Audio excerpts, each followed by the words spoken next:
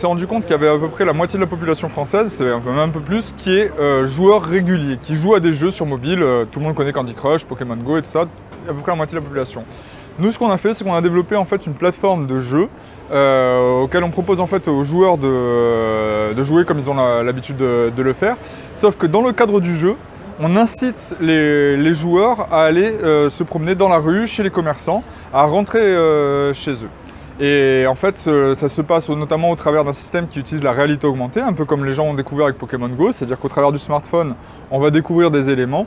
Ces éléments, en fait, c'est ce qu'on appelle chez nous des rubis.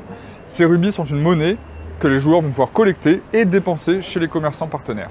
Tout ça dans le cadre de jeux. Donc c'est de la fidélisation client.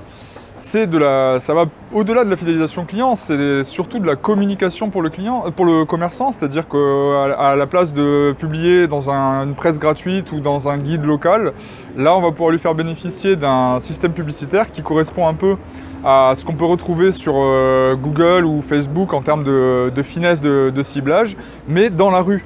Et on va pouvoir lui permettre de cibler justement ces gens et de faire venir une catégorie de visiteurs précis et ciblés dans son commerce.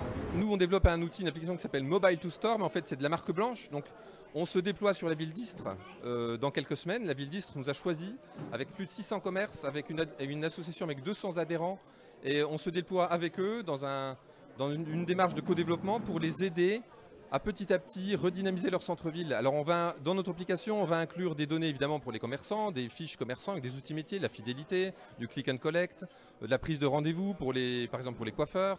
On va inclure des données de la mairie avec des données sur le parking pour faciliter l'accès, pour le confort d'utilisation.